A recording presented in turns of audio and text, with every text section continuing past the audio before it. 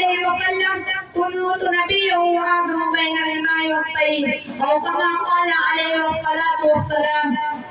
حضور آئے تو سر آخری نش پا گئی ہے دنیا، اندھیروں سے نکل کر روشنی میں آ گئی ہے دنیا. مجھے چہروں کا سر اترا، مجھے چہروں پہ نور آیا. حضور آئے تو انسانوں کو جینے کا شعور آیا.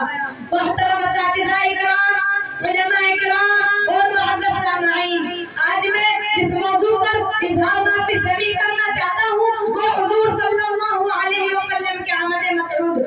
سامعین گرامی، تاریخ کے دوران پلٹیے اور دیکھیے حضور صلی اللہ علیہ وسلم کے آمد سے قبل کیا تھا. ظلم ہی ظلم تھا، کفر شرک کا رات تھا، ہر طرف ویرانی ہی ویرانی تھی، حکومت شیطانی تھی، مطلب آج غریبہ بسیرا تھا، معمولی باتوں پر کٹوانا ہاتھ تھا، بچوں کو زندہ کرنا معیوب نہ تھا، مہمانوں کی اپنی زندگی بچت کرنے پر مجبور تھے.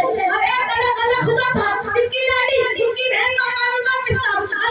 انسانیت کی تباہی و بربادی آخری دہانے پر پہنچ چکی تھی. جب پاکستان چنگیزخان جہل میں نسبت کا ستارہ حویدہ ہوا، حضرت انسان کی خود مفتی کا قیامت چمک اٹھا.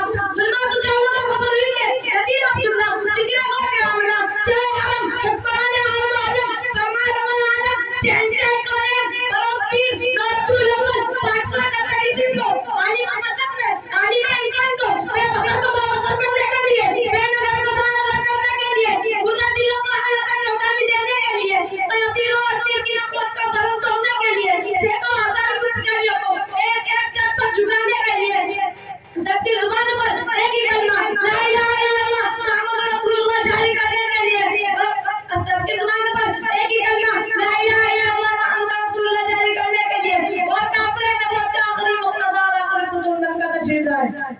سامعین محترم، آئیے میں آپ کو حروف تہجی کی زبانی میرا آقا حضور مجسم فخر عالم صلی اللہ علیہ وسلم کی سیرت سناؤں.